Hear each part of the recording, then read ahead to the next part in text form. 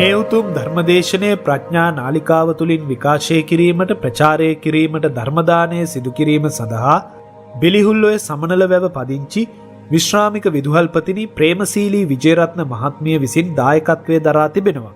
උතුම් වූ ධර්මදාන වලින් ජනිත වන්නා වූ මහා පුණ්‍ය ශක්තිය ප්‍රේමශීලී විජේරත්න මහත්මියගේ 71 වන ජන්මදිනය නිමිත්තෙන් එතුමියටද මාර්තු මාස 31 වන දිනට 17 වන ජන්මදිනයේ යෙදෙන දුලින දුල්සත් ජයරත්න ලොකුමුණුබුරාටද මාර්තු මාස 29 වන දිනට 5 වෙනි ජන්මදිනයේ යෙදුන මලිතු මෙතුම් වීරසිංහ මුණුබුරාටද අප්‍රේල් 6 වන දිනට 6 වන ජන්මදිනයේ යෙදෙන තිමෙත් භාග්‍ය හේෂර බණ්ඩාර මුණුබුරාටද අප්‍රේල් 17 වන දිනට 2 වන ජන්මදිනයේ යෙදෙන දෙව්මිත රන්දුල් ඒකනායක බණ්ඩාර මුණුබුරාටද අප්‍රේල් 26 වන දිනට 10 වන ජන්මදිනයේ යෙදෙන රිසදු බිම්සත් ජයරත්න මුණුබුරාටද සැප්තැම්බර් මාසයේදී 13 වන ජන්මදිනයේ යෙදෙන විශ්වන ලකිදු ඒකනායක බණ්ඩාර මුණුබුරාටද 8 වන ජන්මදිනයේ යෙදෙන ඩිනෙත් ජාත්‍ය කේශර බණ්ඩාර ඒකනායක මුණුබුරාටද 8 වන ජන්මදිනයේ යෙදෙන ඉදුවර සදෙව් ඒකනායක බණ්ඩාර මුණුබුරාටද 6 වන ජන්මදිනයේ යෙදෙන සාක්‍ය රන්දිනු බණ්ඩාර මුණුබුරා ඇතුළු සියලුම දෙනාටම නිදුක් නිරෝගී සුවය හා දීර්ඝායුෂ ලැබී චිරජීවනයේ සැලසේවා. රටට දැයට වැඩ ඇති දහමට ලැබි ගුණවත් නැනවත් දූ දරුවන් වේවා. දැනට රෝගාතුරව සිටින දායකත්වයේ දරූ අයගේ ස්වාමි පුරුෂයා වන ඒකනායක මුදියන්සේලාගේ මද්දුම බණ්ඩාර මහතාට නිදුක් නිරෝගී සුවපත් භාවය ලැබී උතුම් වූ නිර්වාණ අවබෝධය පිණිසම හේතු වාසනා වේවා. නෑබඩ තෙබුවන නාර්තුපානයේ විසූ වසර 20කට පෙර පරලොව සැපත් කේ කැරලයින් නෝනා මෑණියන්ටද වසර 9කට පෙර පරලොව සැපත් KPDS විජේරත්න පියාණන්ටද බබා නෝනා සොයිසා ආච්චීද රත්මලානේ විසූ KP මල්ලිකා පුංචියම්මා එම බාප්පා HB සිල්වා මහතාටද පින්වත්තේ අර්නස්ට් සිල්වා අයියා රඹුක්කන ඩේවිඩ් ජයරත්න අයියා සුසිලා ගුණවතී ජයරත්න අක්කා නාර්තුපානේ විසූ සෝමපාල වීරසිංහ අයියා සමනල වැව විසූ ඒකනායක මුදියන්සේලාගේ සුදු බණ්ඩාර පියා නවරත්න මුදියන්සේලාගේ ඩිංගිරි මැණිකේ මෑණියන් ඕපනායක SM මද්දුම බණ්ඩාර අයියා සහ නමින් මිය පරලොව සැපත් සියලු ඥාති හිතමිත්‍රාදීන්ටත් හොරණ මහවිදුහලේදී ශිල්ප සතර ලබා දුන් රයිගම් හේවාගම් පස්වදුම් තුන්කෝරළේ ප්‍රධාන සංඝනායක ශාස්ත්‍රවේදී ලබුගම විමලතිස්ස හිමියන් KP ආර්යරත්න දායකත්වයේ දරූ අයගේ ගුරු පියාණන් හොරණ ලබුගම ජයසිංහ තඹවිට ගුරුමෑණියන් ඇතුළු පරලොව සැපත්ව සිටින ගුරු මව්පියන්ටද මේ පින් අනුමෝදන් වී සුඛී සුවපත් භාවයට පත් වී ඉක්මන් භවයකදී උතුම් වූ නිර්වාණ අවබෝධය පිණිසම හේතු වාසනා වේවා. සුජීවත්ව සිටින උදාන බණ්ඩාර, ශාමලී බණ්ඩාර, ශිරාන් ශිත් බණ්ඩාර, චමීර බණ්ඩාර, මදුෂා ශ්‍රීමාලි බණ්ඩාර දායකත්වයේ දරූ අයගේ දරුවන්ටත් බන්දුල ජයරත්න, ලිතුල් මලින්ත වීරසිංහ, සුධර්මා සුදර්ශනී, දිල්හානි තක්ෂිලා ඇතුළු සියලුම නෑදෑ හිතමිත්‍රාදීන්ටත් දායකත්වයේ දරූ අයගෙන් අධ්‍යාපනය ලැබූ දරුදැරියන්ටත් ලක්වාසී ලෝකවාසී සැමටත් නිදුක් නිරෝගී සුවපත් භාවය ලැබී චිරජීවනයේ සැලසේවා. ගෞරවනීය දේශකයාණන් වහන්සේට මේ පින් අනුමෝදන් වී ප්‍රාර්ථනා කරන්නා වූ බෝධියකින් උතුම් වූ නිර්වාණ අවබෝධය පිණිසම මේ පින් හේතු වාසනා වේවා කියා බලාපොරොත්තු වෙනවා. එසේම වේවා කියා ආශිර්වාද කරමි.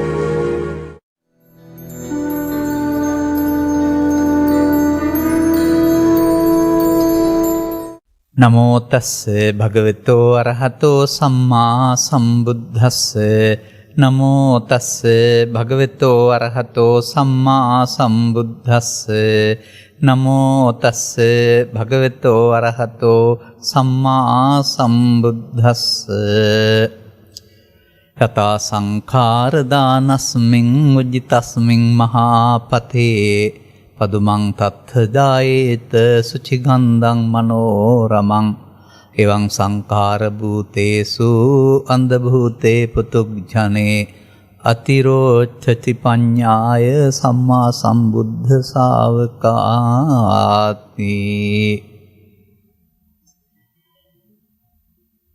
මෙම ධර්මානුශාසනාව ප්‍රඥා රූප වාහිනිය මගින් විකාශනය කිරීම සඳහා අනුග්‍රහක දායකත්වය සැපයුවා වූ පින්නතුන් ප්‍රමුඛව සිටින ධර්මශ්‍රවණාබිලාසී සදහැවර පින්නතුනි. ඉහතින් සඳහන් ගාථා පාඨයේ ගාථා පද දෙකක් නිරන්තරයෙන් මම කරුණු පැහැදිලි කිරීම සඳහා යොදාගත් එකක්. අද මම ගාථා දෙකම ගත්තේ මුලින් කියපු දේ කියන්න නෙවෙයි, ඊට වඩා වටිනා දෙයක් කියන්න. තථාගත බුදු පියාණන් වහන්සේගේ ධර්මදේශනා න්‍යාය හදාරනකොට තේරෙන දෙයක් තමයි ලෝකේ යම් දෙයක්ද තියෙන්නේ. ඒ යකේ යම් දෙයක්ද සිදුවෙන්නේ. ඒ සිදුවීම මිනිස් චිත්තසංතානෙහි පරිහානියට ගලපනවා. එහෙමත් නැත්නම් මිනිස් චිත්තසංතානෙහි දියුණුවට ගලපනවා. ඒ ඇස තමයි ඔය තථාගතයන් වහන්සේගේ චක්කුම් උදපාදි ඥානං උදපාදි වලින් කියවෙන විශේෂ ඇස. ඉතින් අපි මේ බුද්ධෝත්පාදයක මිනිසත් බව ලබා ඔය දේ තේරුම් ගන්නට උත්සාහ නොකළොත් ලෞකික සැප සම්පත් හිමි වේවි. ආයවර්ෂ සැප බල හිමි වේවි. ලෞකික කුසල විපාකයේ හිමි වේවි. නැති වෙන්නේ නැහැ. හිමි වෙනවා අනිවාර්යයෙන්ම. නමුත් තථාගතවරු ලෝකට පහළ වී දේශනා කළ දේ ගැඹුර වටහා ගැනීමට අපි කල් දැම්මා වෙනවා, නැත්තම් නොසලකා හැරියා වෙනවා. අපි මේ සමාජයේ ධර්ම දේශනා කරයි කියලා පාපකාරී ජීවිත ගත කරන අය සහ ඔවුන්ගේ විපාක නතර වෙන්නේ නැහැ. ඒ වගේම අපි ධර්ම දේශනා කළයි කියලා යහපත් දේවල් කරන අයගේ කරන ක්‍රියා සහ එහි විපාක නතර වෙන්නේත් නැහැ. ඒ ලෝකේ තියෙන දෙපැත්තක්. තථාගතයන් වහන්සේගේ ඉගැන්වීම් තුළ සබ්බපාපස්ස අකරණං කියලා දේශනා කළාම යහපත් කිසිවක් කරන්න එපා කියලා හැම දේශනා කළා නැහැ. වෙනත් සූත්‍රවල තිබෙනවා ජීවත් වෙන ගමන් මොකද කරන්න ඕන කියලා. මේ සූත්‍රයේ මාතෘකාව එක නැති නිසා ඒක මම ගන්නෙ නැහැ. නිසා මිනිසත්කම හෝ මිනිසත්කමේ ආයවර්ණ සැබ්බල හෝ කාමසුගතියේ උත්පත්තිය හෝ කියන කාරණා අහම්බෙන් හිමි වෙන්නේ නැහැ කෙනෙකුට. ඒකට කියන්නේ කාමාවචර කුසලයේ කියලා. කාමාවචර කුසලයේ අපි කවදාවත් බැහැර කරන්නේ නැහැ, ප්‍රතික්ෂේප කරන්නේ නැහැ. පෘථග්ජන සමාජීය ටිහා යන්න බැරිවත් අපි දන්නවා. ඒ නිසා ඒක තේරුම් ගන්න ඕන. ඒක සමාජයේ තේරුම් අරගෙන එයින් Tamanට ලැබෙනා වූ ලෞකික විපාකය ඉහාත්ම සහ පරලෝක වශයෙන් ප්‍රයෝජන ගන්නට මහන්සි වෙන්න ඕනේ, ස්වභාවයෙන්ම සිද්ධ වෙනවා. ඒ පිළිබඳවම 100%ක් අනුශාසනා කළොත් එහෙම ලෝකෝත්තර කුසලයේ අමතක වෙලා යනවා. බුදුවරු ලෝකට පහළ වුණේ ලෞකික කුසලය ගැන පමණක් දේශනා කරන්න නෙවෙයි, ලෝකෝත්තර කුසලය ගැනත් පැහැදිලි කරන්න. ඉතින් ලෞකික කුසලය ගැන කතා කරන අය ඕනතරම් මේ සමාජයේ ඉන්නවා. ඊට එහා කියන්න දන්නේ නැති අයත් ඉන්නවා වෙන්න පුළුවන්. අපත් අපේ කාලයේ සම්පූර්ණ වේනුවෙන් කැප කළ යුතු නැහැ. අපි අවංකවම කියන්නේ අපි එක බැහැර කරන්නේ නැහැ. අපටත් අද යම්කිසි ආකාරයක සුව පහසුවක් තියෙනවා නම් මේ පැවිදි ජීවිතේ, එනම් ඒක පෙර පින් කළ බව නිසා. කොහොමද ඒක ප්‍රතික්ෂේප කරන්නේ අපි? ඒ නිසා අපට බැහැර කරන්න බෑ යම් ආකාරයක යහපත් විපාකය කියන එක. නමුත් මේ ලබාගත් ජීවිතේ අතනින් එහාටත් වෙනත් ආගමක වුණත් ඒ ක්‍රියාකලාපයේ තුළින් අපට ලබන්න පුළුවන්. ඒකට ලෞකික කුසලයේ නැත්තම් පින කියන එකක් නැහැ. නමුත් අනිත් ආගම් වලත් මේ යහපත් චර්යාව තියෙනවා සහ ඒකේ විපාක වාරයේ උන් පැහැදිලි කළත් නැතත් හිමි වෙනවා. එනම් බුදුවරුන්ට පමණක් විශේෂිත කාරණේ කුමක්ද කියන එක හොයාගන්න ඕන. මේ හොයා ගැනීමේදී අපට සද්ධර්ම සාගරයක් බඳු මේ දහම් දේශනාවල උදාහරණ මගින් පෙන්වා තිබෙන කරුණු ඔස්සේ යනකොට අපේ දැක්මට එහා ගිය ඇසක් නැත්තම් දැක්මක් පහළ වෙනවා. මේ දැක්ම අපි හදාarලා තේරුම් ගන්න ඕන. බලන්න මේ උදාහරණේ කුමක්ද කියන්නේ කියලා. අද වගේ මේ එදත් මම දකිනවා මේ ඓතිහාසික මූලාශ්‍රවල මිනිසුන් කරපු වරදක් තියෙනවායි කියලා. පාරේ යන ගමන් කුණු විසි කරලා යනවා කොහාට හරි. දැන් මේකේ පෙන්වන්නේ උජ්ජිතස්මින් මහාපතේ. පහන් පාරායිනේ උස තැනක. මළු වලින් හරි බෑග් වලින් හරි වාහන වලින් යන ගමන් යථා සංකාර දානස්මින් යම් ආකාරයට මේ සංකාර කියන්නේ කසල දමා යනවාද. කසල දමාගෙන යාමේදී මොකද වෙන්නේ? කසල දි รา ගොස් මඩවලක් බවට පත් වෙනවා. කල් යනකොට ඒක මඩවලක් බවට පත් වෙනවා. එතකොට මොකද වෙන්නේ? මඩවලක හැදෙන මල් හට ගන්න පටන් ගන්නවා. ගොඩ හැදෙන මල්, ගල් වල හැදෙන මල් නෙමෙයි හැදෙන්නේ. ඊට පස්සේ ඕලු නිලුම් ආදී දේවල් අපි කියනවා පදුම නැත්නම් පියුම් කියලා. පදුමං තත්ත ජායේත. ඒ කසල ගොඩ මඩවලක් බවට පත් වී ඒකේ මලක් නැත්නම් නෙළුම් මලක් හටගත්තොත්. කසල වල තියෙන ගන්ධය හෝ අපිරිසුදු බව නෙළුම් මලේ නැහැ. සුචි ගන්ධං. සුචි ගන්ධං කියන්නේ සුවඳක් හමනවා කියන එක. මනෝරමං කියන එකේ තේරුම ලස්සනයි කියන එක. ලස්සන නෙළුම් මලක් හට ගන්නවා. පාදක වෙලා තිබෙන්නේ මිනිසුන් දමා කසල බැහැර කරගෙන යන තැනක ඒක ගොඩක් බවට පත් වෙලා මඩවලක් බවට පත් වීම. මේ උපමාවක්. මේ උපමාවක් විතරයි. දැන් මේ උපමාව ඊට පස්සේ සද්ධර්මයට ගලපනවා. අන්න එතන තමයි මට මේ සමහර තැන්වල තිබෙන දේවල් කියන්න හිතෙන්නේ. දැන් ඔය සංඛාර කියන පදය අල්පප්‍රාණ කායන්නන් ලිවට කමක් නැහැ. ඒක කසල කියන අර්ථය. ඒවං සංඛාර භූතේසු අන්ධ භූතේ පුතුග්ජනේ කියන එකේ තේරුම අන්න ඒ වාගේ. සංඛාර භූතේසු කියන්නේ කසල වලින් හටගත් කියලා ලියලා හරියන්නේ නැහැ නේ. අපි ඒක තේරුම් ගන්න ඕන. සත්‍යය මොනෙන්ද හටගන්නේ? අපි මේ භාවිතා කරන මිනිසුන් අතර උපත, අපාගත උත්පත්තිය, දෙවියන් අතර උපත, එහෙමත් නැත්නම් බ්‍රහ්මයින් අතර උපත. මොනෙන්ද හටගන්නේ? සතර මහා භූතයන්ගෙන් හටගන්නවා කිව්වොත් එහෙම අපට හරියනවා ඒක මව් කුසකින් උපදින බැවින් සහ සත්තුන්ට හරියනවා. නමුත් ඒක හරියන්නේ නැහැ പ്രേත හෝ දේව හෝ බ්‍රහ්ම කියන අයට.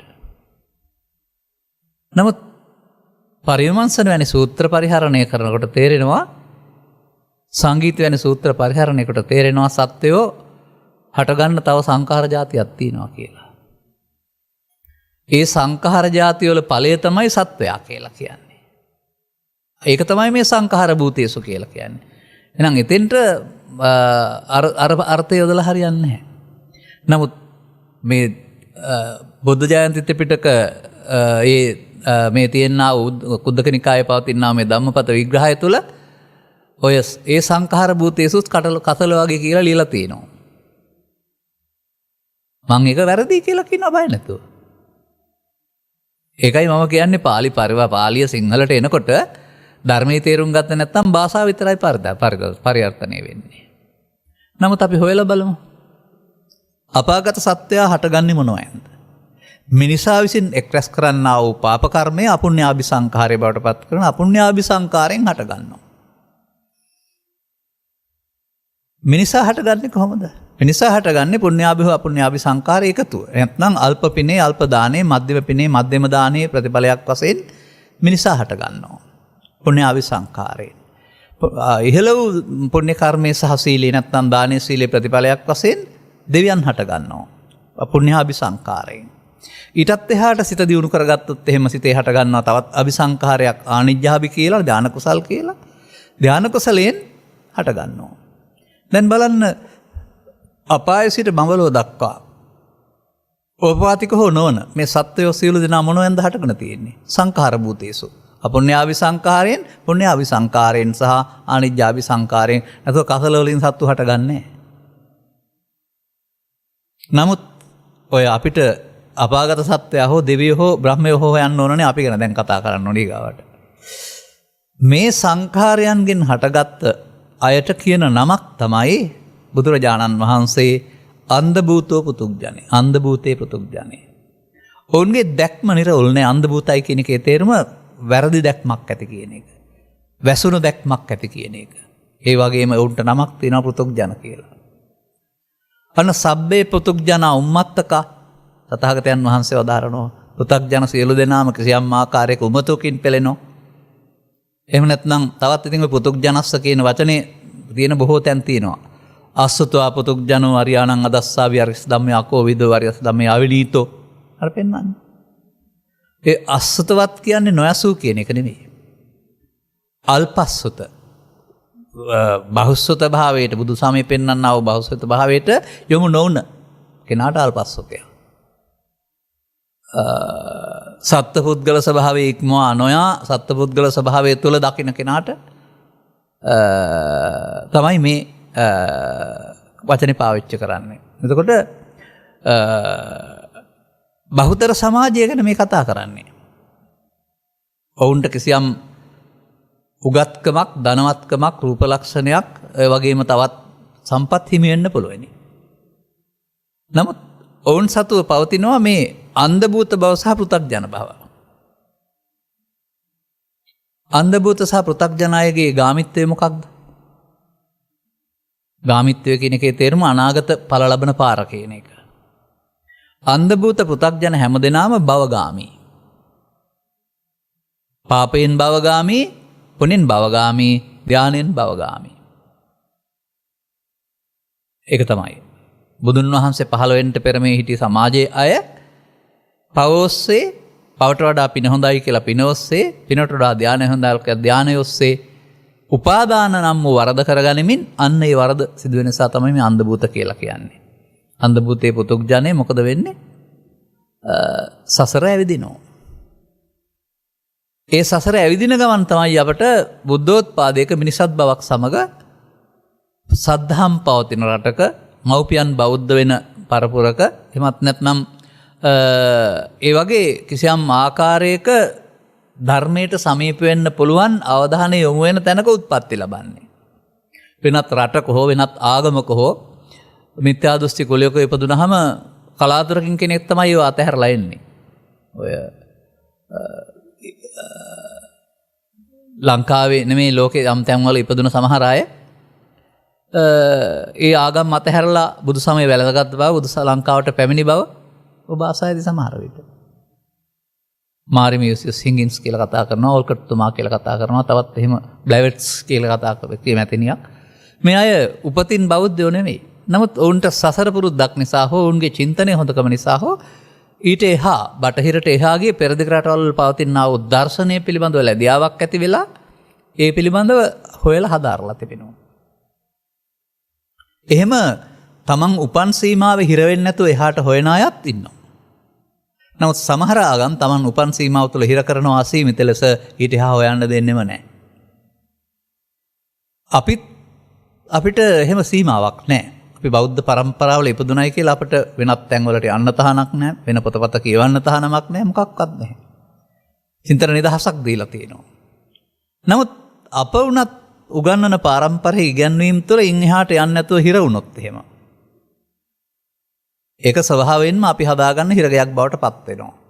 හිර වෙනවා කියන එකේ තේරුම ඊට එහාට යන්නට විමර්ශන ඥානයක් පහළ වෙන්නේ නැහැ. මව්පියන් හෝ එහෙමත් නැත්නම් ගුරුවරුන් හෝ එහෙමත් නැත්නම් ඇසුරු කරපු අය හෝ කියපු සීමාවක් තුළ ඔව් ඒක තමයි ඇත්ත කියලා ඒ සීමාව තුළ හැසිරෙන්න ගන්නවා. පෘථග්ජන ස්වභාවයේ හැටි මම කියන්නේ. නමුත් එතකොට අර මඩවලේ වල මඩ වුණත් හැදෙන මල නෙළුම් කියලා කියනවානේ. මඩවලේ නෙළුම් මලක් වෙන්න බෑ. දැන් බුදුරජාණන් වහන්සේ කාටද බුද්ධ ශ්‍රාවක කියන්නේ? බුද්ධ ශ්‍රාවක කියන්නේ භික්ෂු භික්ෂුණී උපාසක උපාසිකා සිවණක් පිරිසට. බුද්ධ ශ්‍රාවක ඉන්න පුළුවන්කමක් තියෙනවා මඩවලේ පියුමක් වෙන්න. ඒ කොහොමද? මඩවල කොමක්ද? මඩ කොමක්ද? මඩ තැවරෙන්නේ කොහොමද? ඒ පියුමක් බවට පත් වෙන්නේ කොහොමද? මේකේ පෙන්නනවා හැබැයි අතිරෝච්‍යති පඤ්ඤාය. ප්‍රඥාවෙන් උසස්ව බබලන්න වෙනවා. ඔන්න හොඳ වචනයක් තියෙනවා. ඒ නිසා අපට පාරම්පරිකව ලැබුණා වූ බුද්ධ ශ්‍රාවක භාවය හොඳ දෙයක්. මව්පිය පරපුරෙන් හෝ අධ්‍යාපනයෙන් ලබා දුන්නා වූ පාපෙන් ඉවත් වී යහපත් මකට යන්න කියන එක හොඳ දෙයක්. බහුතරයක් එහි යනවා නම් ඊට වඩා සාමකාමී ලොවක් තියේවි. නමුත් තවත් එහාට ගත්තම ඒ බුද්ධ ශ්‍රාවක භාවය තුළ ශ්‍රාවක පදේ අර්ථය ගන්න ඕන. ඔය පරපුරෙන් බෞද්ධනේ ඔය අපි කතා කළේ. නමුත් ශ්‍රාවක කියන පදේ මොකද්ද? සවන් දෙන කියන එක. ශ්‍රාවක සංඝයා. බුදුන් වහන්සේගේ ඉගැන්වීම් වලට සවන් දී ඊට අනුව ජීවිතය සකස් කරගත්තා වූ අයට තමයි ශ්‍රාවක කියන්නේ. ශ්‍රාවක ශ්‍රාවිකා. එහෙනම් අපට ශ්‍රාවක භාවයේ මොකක් හරි ඌනතාවයක් තියෙනවා. ඒ ශ්‍රාවක භාවයේ ඌනතාවය මම දකින්නේ මෙන්න මෙහෙමයි. විශේෂ නිර්දේශානුකූලව බුදු සමයක් නැත්නම් ආගමක් අපට පාසලේ දහම් පැසලේ හමු වෙනවා. ඒකෙන් බුදු දහම ගැන උගන්වනවා. බුදු දහම නෙවෙයි. ඒක තමයි ਸਰව සම්පූර්ණ බුදු දහම කියලා අපි හිතන් ඉන්නවා සාමාන්‍ය පෙළට උසස් පෙළට එනකොට. තවකට ඒ හරි වී හරි අකුරක් හම්බ වුණාම නැත්නම් බෞද්ධ සංස්කෘතිය හරි කරලා උපාධියක් හම්බ වුණාම ශිෂ්ටාචාරය බෞද්ධ දර්ශනේ හරි දැන් හරි කියලා හිතන් ඉන්නවා. ඒ තමයි මම කියන්නේ සීමා වෙනවා හිරගෙවල්. ඒ ලැබෙන්නා වූ පිළිගැනීම් වලින් අපි සියල්ල දන්නවා කියලා හරි එහෙම හිර වෙනවා. නමුත් ලෝකේ ආගම් කතවරු හැමෝම පහළ වෙලා තියෙන්නේ තියෙන සීමාව ඉක්මවා යමින්. බමුණන් නොගටු මතේ පිළිගත්තා නම් උද්දකරාම පුත්‍රගෙන් එහාට බෝධිසත්වයින් වහන්සේක බුදු කෙනෙක් නැහැ.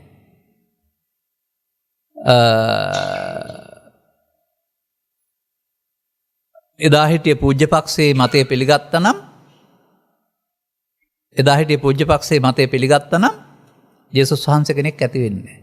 ඒ පූජ්‍යපක්ෂයට එරෙහිව ගිහින් තමයි. ඒ වගේ අපිට මෙතන ධර්මයට එරෙහිව යන්න නෙමෙයි පවතින්නේ. මේ සම්මත හිරගෙදර හරිද? මේ සම්මතයේ හිරගෙදර හරිද ඊට හා සීමාවක් නැද්ද බුදු සමයේ? එමත් නැත්නම් තවත් විදිහකින් කියනවා නම් භික්ෂු භික්ෂුණී උපාසක උපාසිකා නම් වූ සිව්වණක් පිරිස බවට පත් වෙලා පංචශීලයේ සිට උපසම්පදා සීලය දක්වා ශික්ෂාපද සමාදන් වෙමින් එයින් ලබා ගන්නා වූ සීලය තුළ එහෙම නැත්නම් දානෙන් ලබා ගන්නා වූ විපාකය තුළ මෙලොව ජීවිතය සහ පරලොව ජීවිතය සැපවත් කර ගැනීම පමණක්ද බුදු සමයේ තිබෙන්නේ. එහෙම කරගත්තට කමක් නැහැ නොතේරෙන අය. ඒක පාපකාරීන්ට වඩා 100%ක්ම හොඳයි. නමුත් එතන ඉන්න නෙවෙයි අපි බුද්ධෝත්පාදයක මිනිසත් බව ලබන්නේ කියන එක බුදුන් වහන්සේ වදාරනවා. අපි ඒක පිළිගන්න ඕන. කොහොමද වදාරන්නේ? තස්සීදං සම්මුඛී භූතං යං ලෝකස්සමින් සුදුල්ලබං. කලාතුරකින් කෙනෙකුට ඔක්කොටම නෙමෙයි. මේ ලෝකේ සම්මුඛී භූත වෙනවා හෙවත් මුණ ගැසෙනවා දුර්ලභ කරුණු දෙකක්. එක ඔබට ලැබී තිබෙන දේ මනුස්ස පටිලාභෝච. දෙක හැමෝටම ලැබෙන්නේ නැති වැටහෙන්නේ නැති එක. සද්දම්මස්සච දේශනා. අන්න සද්ධර්මයෙන් කරන්න ඕන කාරණයට සද්ධර්මයම තේරෙන්න ඕන. නමුත් ලෞකික කුසලයට ආයුර්ණ සැප ලබන්න දෙවියන් අතර උපදින්න මෙලොව වශයෙන් සම්පත් හිමි කරගන්න සද්ධර්මයේ තේරෙන්න ඕන නැහැ. කර්මඵල විපාක විශ්වාසයේ පුණ්‍ය පැත්ත හරවා ගත්තාම යහ පැත්තට හැරුණාම අතිබික්කවේ කම්මං සුක්ඛං සුක්ඛ විපාකං. අපි කවදාවත් මේක බැහැර කරලා තියෙනවද සමාජයේ? කර්මයක් තියෙනවා පුණ්‍ය කර්මය සැප විපාක. ඒක තමයි ලෞකික කුසලයේ කියලා කියන්නේ. ඒක අවශ්‍යයි. ඒක අවශ්‍යයි කියලා මම කියන්නේ ඇයි? බලන්න එදා වේල හොයාගන්න කෙනෙක් ජීවත් වෙනවා ඔහුට ආගම ගැන හිතන්න වෙලාවක් තියෙනවද කියලා. හෙට උදේ නැගිට ගමන් දවස බඩගින්න ඉන්න වෙනවා හොයාගන්න වෙනවා. ආයෙත් ඔහුට රැකියාවට යන්න වෙනවා. ආයෙත් නිදාගත්තාම හෙට උදේට කෑම නැහැ ආයෙ හොයන්න යන්න වෙනවා. ඒ බඳු එදා වේල හොයාගන්න පුද්ගලයෙකුට ධර්මයේ පිළිබඳ ගැඹුරින් ගවේෂණය කරන්න වහන්න වෙලාවක් නැහැ. අපට බනහන්න වෙලාවක් නැහැ කියලා කියයි. නමුත් ඔබට විශ්‍රාමයට උපු තියනවා නම් හෝ නිවාසය තියනවා නම් හෝ ආදායම් තියනවා නම් හෝ ඒව නිසා හෙට අනිද්දා 30ක් හමාරකට කෑම බීම පිළිබඳ හිඟයක් නැහැ. එහෙනම් ඔබට ඊට එහාට දෙයක් හොයන්න පුළුවන්. එහෙනම් අපේ පිටිපස්සෙන් පුණ්‍ය විපාකේ නැහැ කියනවාද අපි? අපි පුණ්‍ය විපාකේ නැහැ කියන්නෙත් නැහැ, පුණ්‍ය විපාක ප්‍රතික්ෂේප කරන්නෙත් නැහැ, පුණ්‍ය විපාකේ කාටවත් කරන්න එපා කියන්නෙත් නැහැ. මන්දයත් පෘථග්ජන මහමින් මිදෙන්න බැරි අයට ඊට එහා විකල්පයක් නැති බව අපි හොඳාකාරව දන්නවා. නමුත් මෙතනින් එහාට මේ කොටස වළංගු වෙන්නේ නැහැ මේ කියන කාරණාව තුළ. මේ අතිරෝචති පඤ්ඤාය සම්මා සම්බුද්ධ ශාවකෝ වෙන්නේ නැහැ ඔය සීමාවේ හිටියොත් එහෙම. මඩවලේ බබලන නෙළුම් මල වගේ පෘථග්ජන සමාජය තුළ කවුද බබලනවා කියලා පෙන්වන්නේ? බුද්ධ ශ්‍රාවකින් වහන්සේලා නැත්නම් භික්ෂු භික්ෂුණී උපාසක උපාසිකා කියන වං හතරට නම් හතරට ඇති ආර්ය ශ්‍රාවකයෝ. ආර්ය ශ්‍රාවකයෝ. මේ ආර්යක ශ්‍රාවකයාගේ තියෙන බැබලීම මොකද්ද? දීප්තිමත්කම මොකද්ද? අපි කියමුකෝ අඩු වෝල්ටීයතාවකින් බල්බ් කීපයක් තියෙනවායි කියලා. එළිය මදි. ඒ මැද්දට වැඩි වෝල්ටීයතාවකින් යුක්ත බල්බයක් ගත්තොත් ඒක අරට වඩා හොඳට පැහැදිලිව පේන්නේ නැද්ද? ඒ වගේ පෘථග්ජන සමාජය සහ බුදුන් වහන්සේගේ ශ්‍රාවකයෙක් අතර වෙනස සුදු ඇඳුමෙන්ද හොයන්නේ සිවුරෙන්ද හොයන්නේ කියලා කල්පනා කරලා බලන්න. නෑ. මේ ලෝකෙට මුහුණ දෙන විදියක් තියෙනවා. මිනිස් සමාජයේ මේ ලෝකෙට මුහුණ දෙන විදියක් තියෙනවා. අනේ විදියේ වෙනස තියෙන්නේ. පෘථග්ජන සමාජයේ ලෝකෙට මුහුණ දෙන්නේ කොහොමද? පෘථග්ජන සමාජයේ ලෝකෙට මුහුණ දෙන්නේ තමන් දන්නා ශිල්ප ශාස්ත්‍ර ඔස්සේ. ඒ මුහුණ දීම තුළ ඔහුට කල්පනා වෙනවා. කෑම්බීම් තිබේ නම්, ඇඳුම් පැළඳුම් තිබේ නම්, යාන වාහන තිබේ නම්, රැකියාවක් තිබේ නම්, විවාහයක් තිබේ නම්, දරුවන් සිටී නම්, ප්‍රභූ පිළිගැනීමක් තිබේ නම් මොකුත් අඩු නැහැ. ඒ පේන හැටි. සියල්ල හරි කියලා හිතෙනවා. නමුත් ඒවෙන් ලබන්න පුළුවන් දේවල් සියල්ල ජීවිත අවසානයේදී ලෞකික භව බාහිර වශයෙන් අතහැරෙනවා. ඒවා නිසා එක්රැස් කරගත්තා වූ පුණ්‍ය ශක්තියක් නැත්නම් ඒක අනාගත විපාක වශයෙන් සසර ගෙනියනවා. අර අතහැරීම නැමැති මොහොතේදී අතහැරෙන මොහොතේදී ඒවා සම්බන්ධයෙන් පහසුවෙන් මට ඕවා නැතුවට කමක් නැහැ කියලා අතහැරලා යන්න පුළුවන්ද? මට ඇහෙන්නේ සමහර මෑණිවරු කියනවා අනිත්‍ය නම් තමයි අය වුණාට දරුවා අනිත්‍යයි කියලා බලන්නේ කොහොමද කියලා. එහෙම අහනවා මගෙන්. දරුවා අනිත්‍ය කියලා බලන්න කිව්වේ නෑ මම කවදාවත්. නමුත් කොහොමද අතහරින්නේ දරුවෝ? අපි කියන්නේ නෑ දරුවා අතහරින්නේ කියලා. මේ බුදු සමයේ ලෝභයයි දේශයයි මෝහයයි අතහරින්න කියනවා අරගෙන වෙන මොකවත් අතහරින්න කියන්නේ නෑ මතක තියාගන්න. ඒක මිනිසා දුකටපත් කරන බැවින් ඒක අතහරින හැටි කියලා දෙනවා වරුණාම සාර ධර්ම අතහරින්න කිව්ව බුද්ධ ආගමක් ත්‍රිපිටකේ නම් නැහැ කොහෙ තියෙනවද මම දන්නේ නැහැ. තේරුම් ගන්න ඕනද? ඉතින් ඒ නිසා ඒ ඇලෙන කාරණේ තුල අවසන් මොහොතට ආපුවම එයින් නිදහස් වෙන්න අවශ්‍ය අවබෝධය තුල නැහැ. මේ නිසා මේ යුතුයකම් සියල්ල ඉටු කරන්නත් ඕන.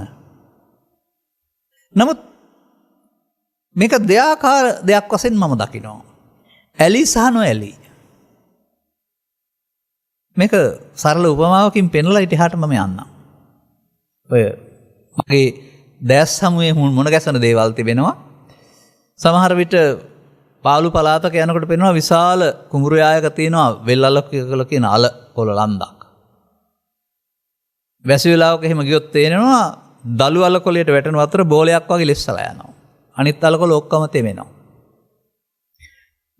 පොකුණකට නැත්තම් වැවකට ගිහින් බැලුවත් මේක පේනවා.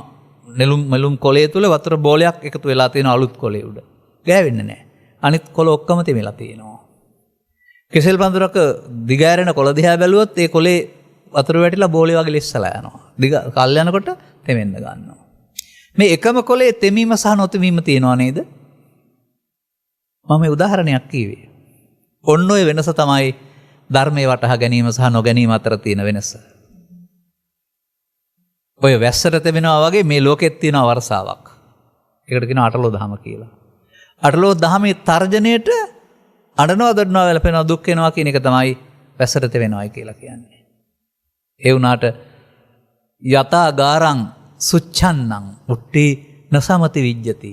යතා ගාරං දුච්ඡන්නං උට්ටි සමති විජ්ජති. මේ ගාථා දෙක අහලා නැද්ද? මනාව සෙවිලි නොකළ දෙය වැස්සට තෙමෙනවා. මනාව සෙවිලි කළ දෙය වැස්සට තෙමෙන්නේ නැහැ. ඒ වැස්ස නතර වෙලා නැහැ.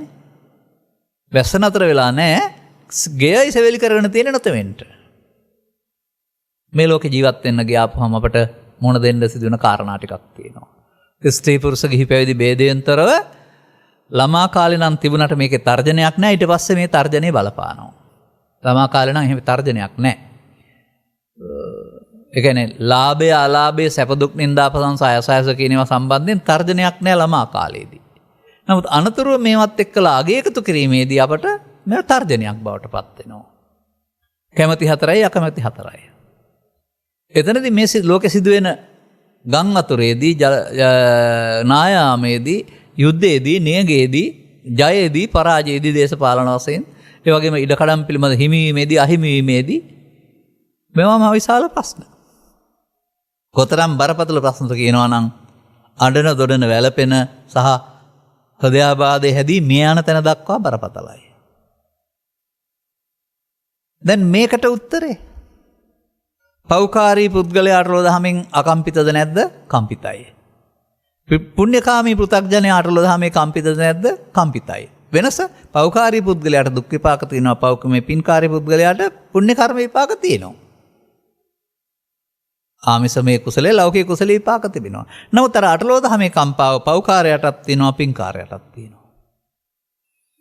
ටිකක් යටපත් වෙලා තියෙනවා නම් තියෙන්නේ ධානයකින් යටපත් කරගත්ත පුද්ගලයාට විතරයි. ඒ යටපත් කරගත්ත නිසා. එහෙනම් මෙන්න මේ කම්පණය, මේ දරා ගන්නට බැරිකම මොකක් නිසාද පවතින්නේ?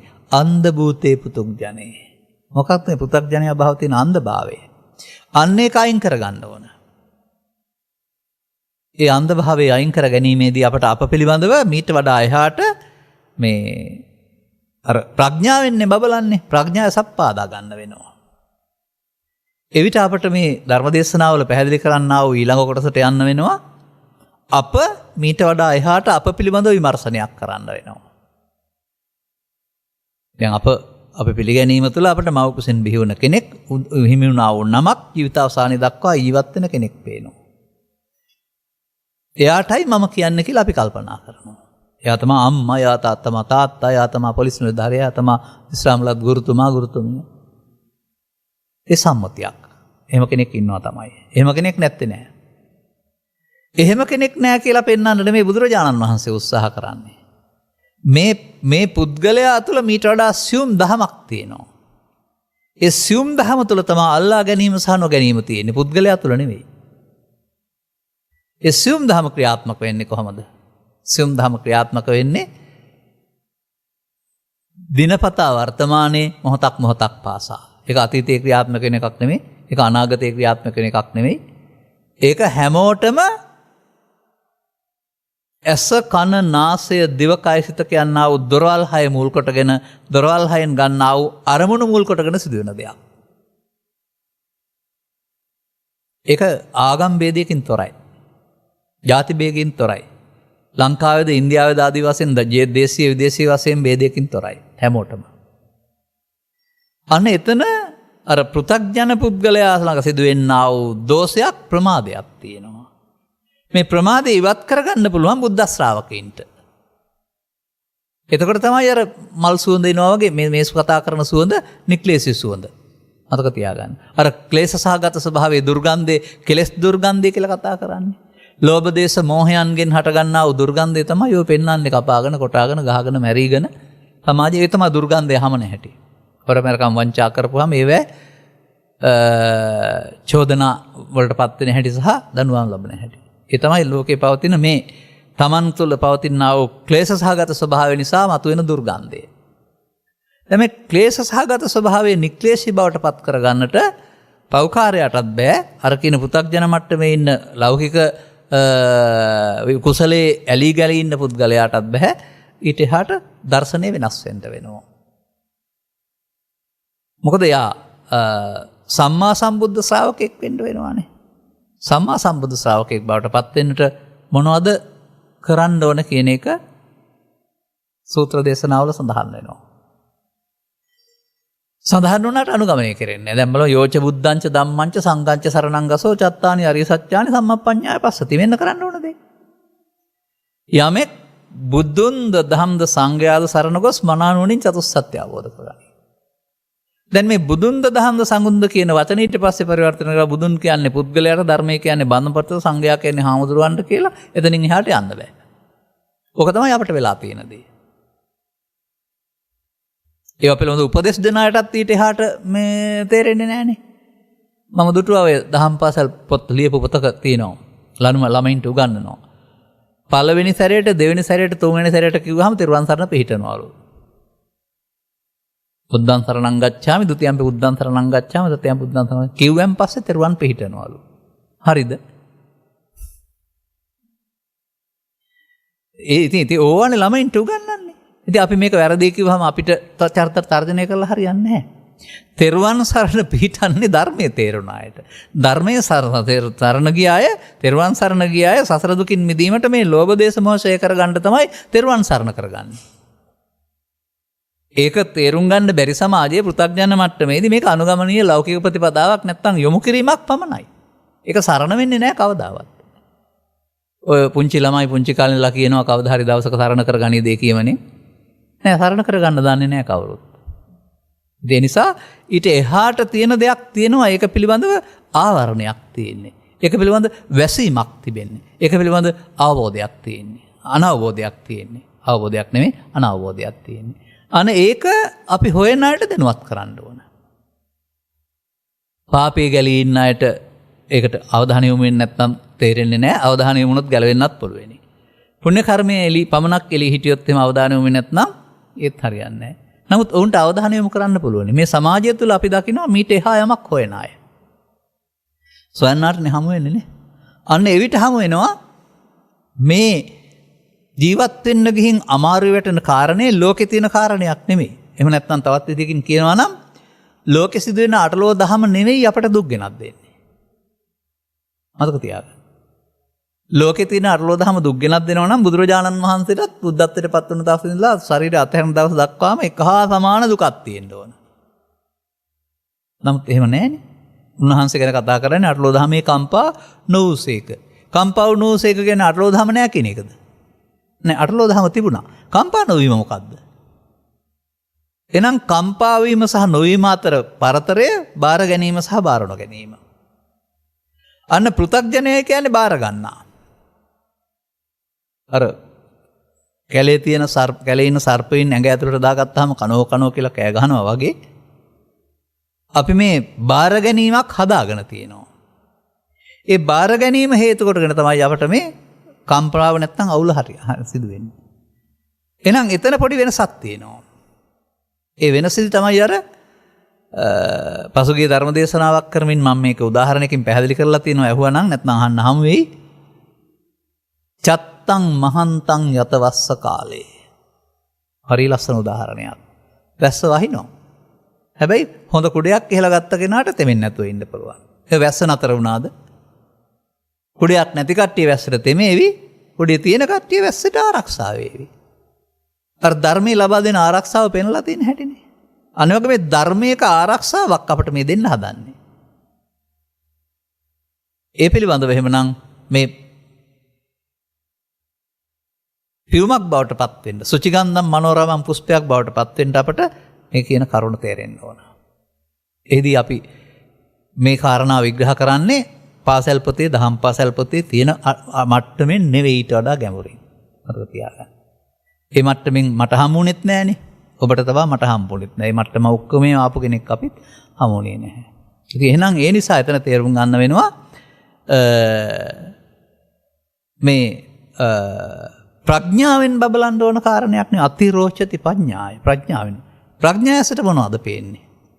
ප්‍රඥායසට පේනවාද මෞකසින් බිහි ජීවිතාසානයේ දක්වා ජීවත් වෙන පුද්ගලයෙක් සහ මෙලොවින් පරලොවට ආත්මයක්. ප්‍රඥායසට පෙනෙන්න හැටි බුදුහන්සේ වදාරලා තිබෙනවා සත්වයාට එකිනෙකට වෙනස් අරමුණු ඇසුරු කරන්නා වූ එකිනෙකට වෙනස් අරමුණු ගොදුරු කොට ගත්තා වූ ගොදුරු කොට නොගන්නා වූ ඉන්ද්‍රයන් පහක් තියෙනවා කියලා. එහෙමයි ප්‍රඥායසට පේන්නේ. ඒ පහටම හිත පිහිටනවලු. එතකොට සිත කොහෙද තියෙන්නේ කියන ප්‍රශ්නය අහුවොත් එහෙම සිත ඇහි කනේ නාසයේ දිවේ කයේ දරවල් පහෙම පිහිටනවා. ඒ මොහොතට සිත පිහිටනවා. ඒ සිත ලැබෙනා වූ අරමුණු රසය අනුභව කරනවා. මම අනුභව කරන්නෙත් නැහැ, අසකලනාසය අනුභව කරන්නෙත් නැහැ. අරමුණු රසය විඳින්නේ කවුද? සිත. ඔන්න පේන දේ. සිත අරමුණු රසය විඳිනවා වුණාට ඊට පස්සේ අපි ඒක අල්ලා ගැනීමෙන් අරමුණු රසයට ඇලෙන්න ගියොත් ඒක හොඳයි කියලා අල්ලා ගන්නවා. ගැටෙන්න ගියොත් නරකයි කියලා අල්ලා ගන්නවා. ඊට පස්සේ විඳීම මම විඳිනවා නෙමෙයි, විඳීම මම බවට පත් වෙනවා. වෙනස්කම නොතනයි තියෙන්නේ. මම විඳිනවා නෙමෙයි, නමුත් විඳීම අල්ලා ගැනීමෙන් විඳීම මම වෙනවා.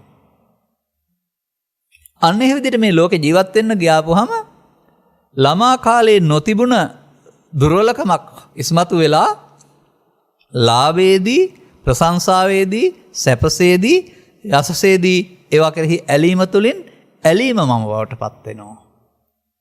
අලාභයේදී නින්දාවේදී ආයසයේදී දුකේදී ඒවා ප්‍රතික්ෂේප කිරීම තුළින් ගැටීම බවට පත් වෙනවා. ප්‍රතික්ෂේපේ මම බවට පත් වෙනවා. තථාගතයන් වහන්සේ පිළිබඳව වදාරන්නේ ඒ ඇලීමත් ගැටීමත් දෙකම අල්ලා ගැනීම. ඒ අල්ලා ගැනීමෙන් අපි මමත්වයට බැඳෙනවා, සසරට බැඳෙනවා, දුකට බැඳෙනවා. දෙකට තුනම. මමත්වයටත් බැඳෙනවා, සසරටත් බැඳෙනවා, දුකටත් බැඳෙනවා. දැන් අනතුරුව තමන් විසින් එකතු කරගත්තා වූ හේතු ටික තමයි තමන්ට වදගෙනත් දෙන්නේ. බාහිර සිද්ධිය නෙමෙයි. බාහිර සිද්ධි කවදා සිදුනවා? එදා සිදු වෙනවා, අදා සිදු වෙනවා, ඉදිරියටත් සිදු වෙනවා. වහින්න පුළුවනි, ගංගා ගලන්න පුළුවනි, යුද්ධ ඇති වෙන්න පුළුවනි, සාමය ඇති වෙන්න පුළුවනි, නායාම් සිදු වෙන්න පුළුවනි, මොකද දේවල් එන්න පුළුවනි. මේවා නැති ලෝකයක් එහෙම ප්‍රාර්ථනා කරලා අනේ සංසුන්ව ඉන්න ඕන, වහින්න නැත්නම් හොඳයි, පායන්න නැත්නම් හොඳයි, යුද්ධයක් නැත්නම් හොඳයි, බඩගිනියෙන් නැත්නම් හොඳයි, බඩුමිල ඉහළ නැත්නම් හොඳයි. එහෙම ප්‍රාර්ථනා කළා හරියනවද? මට මතක කාලේ අවුරුදු 50ක් විතර තිස්සේ හැමදාම ජනතාව කරන්නේ බඩුමිල ඉහළ යනවා වැඩි කියලා කෑ ගහන එක. කවදාවත් අඩු වෙච්ච දවසකුත් නැහැ ඒක. හැමදාම තියෙන රජය වැඩිකාරය වෙන එක තමයි ජග වෙන්නේ. ඉතින් අපට එහෙමනම් අවුරුදු 50ටම මගේ මතකේ 50ක් තියෙන්නේ. 50ටම උන් නැති දේ ඊළඟ 5යිද 10යිද වෙයි කියලා හිතනවාද? නැහැ. ඒ නිසා මේ ලෝකෙ සිදුවෙන සිදුවීම් අපිට වෙනස් කරන්න බෑ. ඒ කාලයට අනුව බලපෑම් අනුව සුව පහසුව අඩු වෙන්න පුළුවනි, වැඩි වෙන්න පුළුවනි. නමුත් මේ බුදුරජාණන් වහන්සේ වදාළ කාරණේදී අපිට පුළුවන් නම් අපේ ඇතුළත තියෙනා වූ මේ ගැටෙන ස්වභාවය අයින් කරගන්න. මොකද්ද මේ ගැටෙන ස්වභාවය කියලා කියන්නේ? ඒක මෙන්න මෙහෙමයි. තථාගතයන් වහන්සේ කීරොක්කෝපම සූත්‍රය එලි කරලා තියෙන්නේ. ඒක තේරුම් ගන්න ඒ සිද්ධියෙන් පෙන්වන දේ ඔබ ළඟයි තියෙන්නේ කියලා තේරුම් ගන්න. ಭಾರತයේ තියෙන ගස් කීපයක නම් කියන උන්වහන්සේ මේ ගස් තරුණ බවට පත් වෙනවායි කියලා කියනවා. සමගාමී මම ගන්නවා ලංකාවේ තියෙන දෙල් ගහහරි, කොස් ගහහරි, රබර් ගහහරි. ඒවා වැඩෙනවා අවුරුදු 15ක් විතර 20ක් විතර යනකොට. තවම කොලයක්වත් කරලා නැත්නම් ගහ තියෙනවා, ගෙඩි තියෙනවා.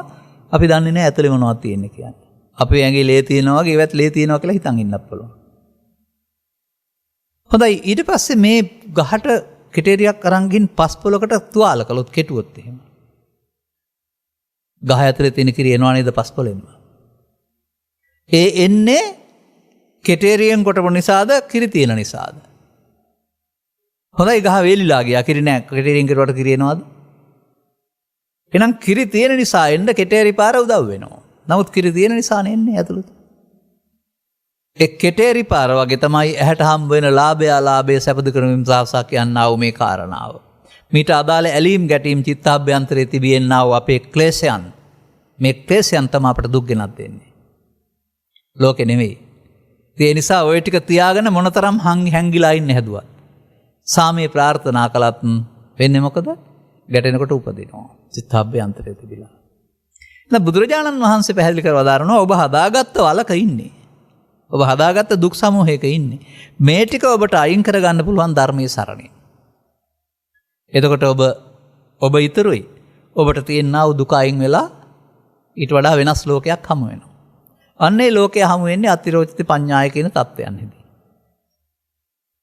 එතකොට අර උදාහරණය ආයෙත් ගත්තොත් එහෙම මඩවලේ ගඳ වෙනම තියේවි, නමුත් නෙළුම් මලේ සුවඳ සහ ලස්සන වෙනම තියේවි. පෘථග්ජන සමාජය එහෙම ඉඳීවි. අටලෝ දහමේ කම්පා වේවි. අර රජ කෙනෙක් ඇවිදින් පැවිදි වෙලා මේක තේරුම් අරගෙන ගහක් ඇටලා අහෝසුකම් කියලා කිව්වා වගේ ඔබට බුදුරජාණන් වහන්සේ වදාළ ධර්මයේ පෙන්වන නිවන් සැප කියන්නේ මොකක්ද කියලා ජීවිතේට තේරෙයි. මන්දයත් රතන සූත්‍රයේ සඳහන් වෙනවා නොමිලේලත් නිවන් සැප වළඳනවා. ලබ්ධා මුදා නිබ්බුතින් බුඤ්ජමානා. ඒ බුඤ්ජමානා කියන්නේ කනවා කියන එක නෙවෙයි. දැන් බුඤ්ජති කියන්නේ සාමාන්‍යයෙන් ආහාර ගන්නවා කියන එකට. නමුත් මෙතන පෙන්වන්නේ නොමිලේලත් නිවන් සුව විඳිනවායි කියලා. කවුද? ජීවිතෙන් එහා පැත්තට ගියායද? නෑ. ආර්ය පරපුර පෙන්වන්නේ. අන්න එහෙම එකක් හොයාන යන්න ඕන අපි. එහෙම එකක් හොයා යාම සඳහා අපට අපේ පෘථග්ජන පුද්ගලයාගේ දර්ශනය මාරු කරන්න වෙනවා. පෘථග්ජන පුද්ගලයාගේ දර්ශනය මොකක්ද? පෘථග්ජන පුද්ගලයාට ආර්ය ශ්‍රාවකයටයි දෙන්නටම ඇහැට කනට නාසයට දිවට කාට රූප ශබ්ද ගන්ධ රස තමයි හමු වෙන්නේ. ඒවා මුල් කොටගෙන වේදනා සංඥා සංකාර විඥාන තමයි කාටත් පහළ වෙන්නේ. ඇසේ කනේ නාසයේ දිවේ කයේ මනෝද්වාරයේ ඔය දොරවල් පහට හමු වෙන අරමුණු මුල් කොටගෙන ඒ අරමුණ විඳින, ඒ අරමුණ හඳුනන, ඒ අරමුණේ ඇලෙන ගැටෙන, ඒ අරමුණ විශේෂයෙන් දැනගන්න මේ අදහස් ටික පහළ වෙනවා. පෘථග්ජන පුද්ගලයාටත් රූප වේදනා සංඥා සංකාර පහ පහළ වෙනවා. ආර්ය පුද්ගලයාටත් රූප වේදනා සංඥා සංකාර පහ පහළ වෙනවා. පෘථග්ජන පුද්ගලයා මේවා පහළ වෙන විට ඒවත් එක්කලා මේ ස්කන්ධ ලෝකයක් හටගන්න බව සහ මේවා හටගෙන නැතෙන බව තේරුම් ගන්න නැතුව ඒවට අදාළ කාරණා චිත්තාභ්‍යන්තරේ එකතු කරනවා. ඒ එකතු කරනකොට ඒතන් මම හේතුහමස්මින් ඒසෝ මේ අත්තා කියන මුලාවක් එතෙන් එනවා. දන්නේ නැති වුණාට. මගේ ආත්ම කියන එක. දැන් එය වෙන්නේ ඔබේ කය නෙවෙයි. ආත්මය වෙන්නේ ඔබේ කය නෙවෙයි. මගේ ආත්ම කිව්වට ඒක ශරීරය නෙවෙයි. ඔබත් නෙවෙයි. එය ඕනෑම දෙයකට හරි ඇසෙන් හමු වෙන රූපයට, ශබ්දයට, ගන්ධයට, රසයට, ස්පර්ශයට, පවට, පිනට, ධානයට, ලෝභයට, දේශයට, මෝහයට, පිනට ඕන දෙයකට එය. එමයි එය කියලා කතා කරන්නේ. ඒ දේ, ඒ අරමුණ. ඒ කෙරෙහි ඇතිවෙන්නා වූ ඇලීම හෝ ගැටීම තමයි එය මගේ බවට පත්වීම කියලා කියන්නේ. ඒ නිසා එය මම මගේ වෙනවා ඊළඟට. එහෙනම් ඒ මගේ ආත්ම වෙනවා. අන්න පෘථග්ජන පුද්ගලයාගේ දර්ශනය. බුදුදහමේ පමණක් නෙවෙයි ලෝකේ කොතන ජීවත් වුණත් ඒ පුද්ගලයාගේ දර්ශනය තමයි මේ වචනෙන් මේක මගේ, මේක මම මගේ, මේක මගේ ආත්ම නොකීවට උන්වහන්සේ පැහැදිලි කරන්නේ ඇලීම තුළින් මේක වෙනවා. එහෙනම් දැන් මොකද වුනේ? දැන් ඔහුට සිදුවන දේ තමයි සංඛාරයන්ගේ අනිදුක්ඛානාත්මය සත්‍ය වුණාට ඔහු සංඛාරයන් නිත්සුකාත්මනං වූ වරදේ බැඳුණු බව. සාමාන්‍යයෙන් කියන්නේ වරදේ බැඳෙනවා කියලා.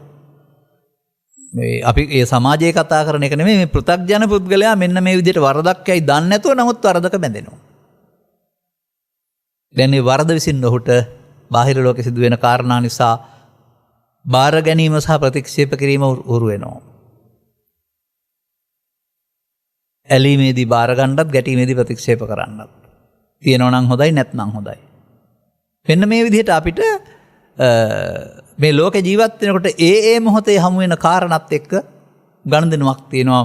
ඒ ගනුදෙනුවේදී පවතිනවා මට ඕන හැටියට නෑ.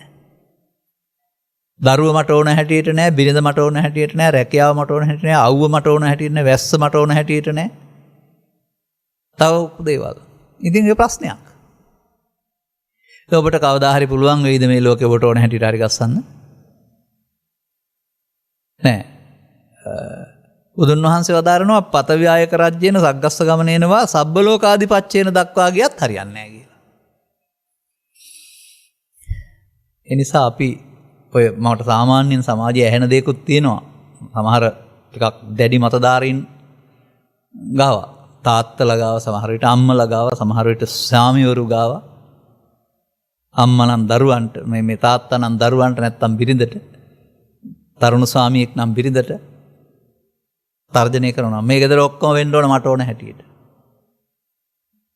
ඔය තියෙන එක තමයි. නමුත් එහෙම නෙවෙයි වෙන්න ඕන. සාමාන්‍යයෙන් මේක මේ මගුල් පෝරුවක් තුළ එකතු කරලා ඇඟිලි දෙකක් ගැට ගහන්නේ. කයෙන් දෙන්නෙක් වුණාට සිතින් එක්කෙනෙක් වෙලා ලාභාලාභ සමසේ බෙදාගෙන ජීවිත කෙලවර දක්වා මේ ගමනේ යන්න කියලානේ. බෙදා හදා ගන්න කියලා, සමසේ කරගහන්න කියලානේ. ඉතින් එහෙම නැතුව අර තනිමත ධාරියෙක් බවට පත් වුනහම අනිත් ඔක්කොම ඉතින් පෑගිලා යට වෙලා ඉන්න වෙනවා. එයාට නිදහසක් ජීවිතයක් ඇත්තෙම නැහැ. ඒ මට කියන්නේ කොතෙන්ද කියලා එයා දන්නේ නැහැ. එයාගේ තර්ජන වලට, ගර්ජන වලට බලපෑම් වලට පෙන්නන්නේ.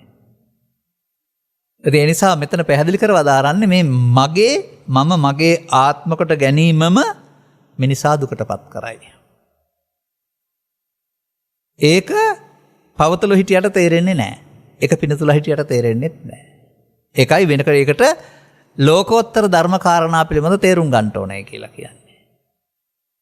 දැන් මම මගේ ජීවිතය තුළ අහන සමහර දේවල් යොදා ගන්නවා මේවට. සමහර අය ඉන්නවා බොහොම පරිත්‍යාගශීලී.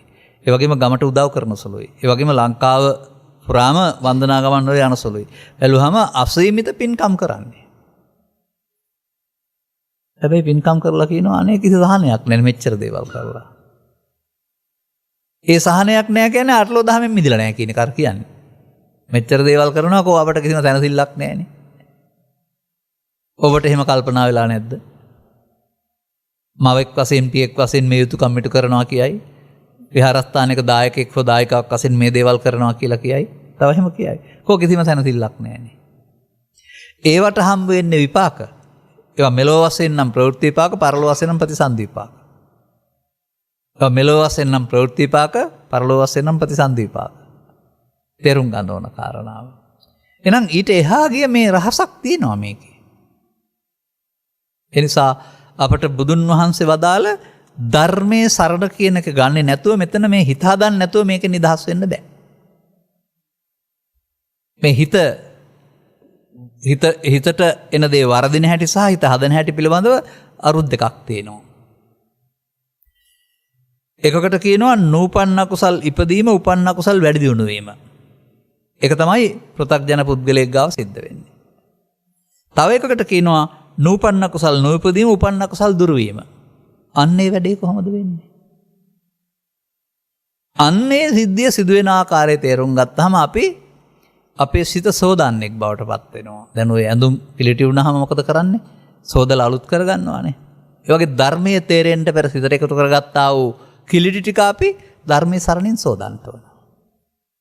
දැන් කිලිටි තියෙනකොට බබලන්නේ නැහැ. කිලිටි අයින් වුණාම රිදි බබලන්නේ. අන්න ඒ වගේ ක්ලේශ සහගත ස්වභාවය තියෙනකොට ඒක වෙනසක් නැහැ. අනිත් ඈත් එක්කලාම ඔක්කොම එක වගේ. ඇඳුම වෙනස් වුණාට අර අනිකුත් දේශපාලන ප්‍රශ්නවලදී අඬයි දොඩයි වලපයි කෑ ගහයි අවුල් කරගනි ඔක්කොම.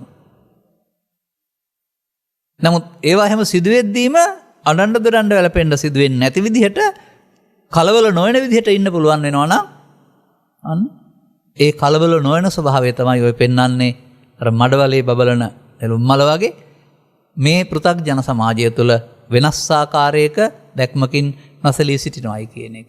ගලක් වගේ හිත හදා ගැනීමෙන් නෙවෙයි, අසංවේදී වීමෙන් නෙවෙයි, බාර නොගැනීමෙන්. චිත්ත අභ්‍යන්තරයේ කලබල වෙන්න තියෙන හේතු අයින් කර ගැනීමෙන්. ඒ නිසා මේකට නමක් තියෙනවා ධර්ම විවාහාරයේ. කෙලස් නසනවා. කෙලස් නසා ගන්න ඕනේ. කෙලස් තමයි දුක් ගෙනත් දෙන්නේ. කෙලස් කියන්නේ කෙලසෙනවා කියන එක. බාහිරින් අරගෙන ලෝභ වශයෙන්, මෝහ වශයෙන්, දේශ වශයෙන්, මෝහ වශයෙන් අරගෙන තැන්පත් කරන්න චිත්තාභ්‍යන්තරයේ මේක වැඩෙනවා. වැඩෙන තරමට ගැටෙනකොට ශනිකෙන් මෙතෙන්ට එනවා. එක්කෙනෙකුට අඩුවෙන් කේන් තියෙනවා, තව එක්කෙනෙකුට මධ්‍යම ප්‍රමාණය, තව එක්කෙනෙකුට වැඩියෙන්. භාවිතා කරන්න වැඩි වෙනවා. ඊට පස්සේ ඔබට ඒ මොහොතට ඔබව පාලනය කරන්නේ ඔබේ දැස නෙමෙයි, දෙකන නෙමෙයි, දෙපය නෙමෙයි.